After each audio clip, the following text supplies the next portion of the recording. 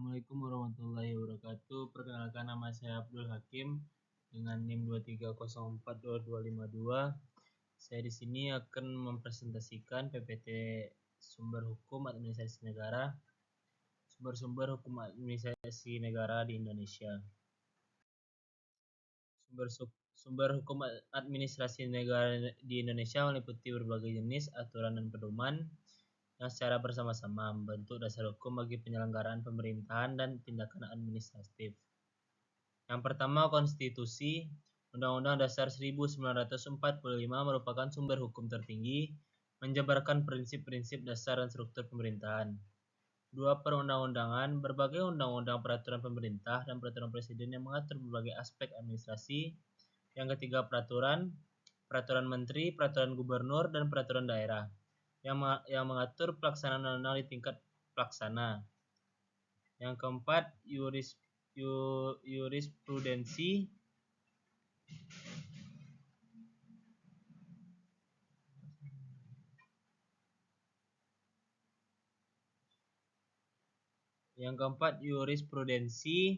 Keputusan pengadilan yang memiliki kekuatan hukum mengikat, khususnya terkait interpretasi hukum administrasi.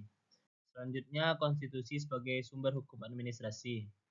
Undang-Undang Dasar 1945 merupakan sumber hukum tertinggi Indonesia, menentukan dasar filosofis dan struktur pemerintahan, serta mengatur hak dan kewajiban warga negara. Prinsip-prinsip dasar. Undang-Undang Dasar 1945 memuat prinsip-prinsip dasar kedaulatan rakyat, pemerintahan yang baik, dan supremasi hukum. Struktur pemerintahan. Undang-Undang Dasar 1945 menentukan sistem pemerintahan presidensial dengan kekuatan legislatif, eksekutif, dan yudikatif. Hubungan negara dan warga negara.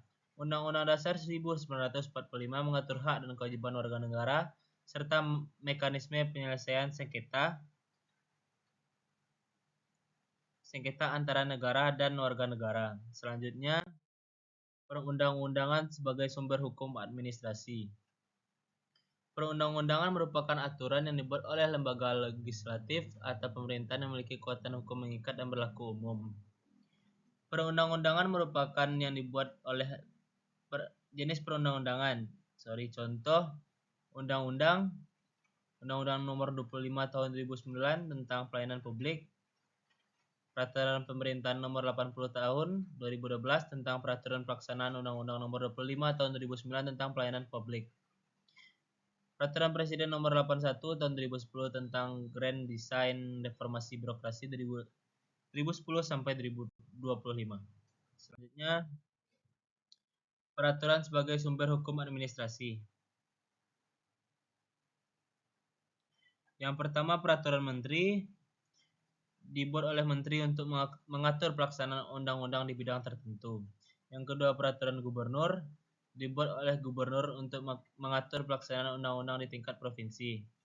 Yang ketiga, peraturan daerah. Dibuat oleh DPRD bersama kepala daerah untuk mengatur pelaksanaan undang-undang di tingkat kabupaten atau kota. Selanjutnya, jurisprudensi sebagai sumber hukum administrasi.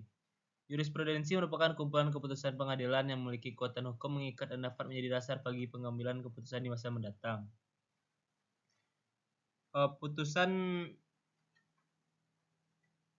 Pengadilan Tata Usaha Negara atau PT-UN.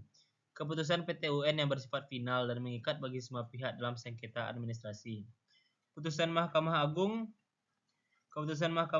yang bersifat final dan mengikat bagi semua pengadilan di Indonesia.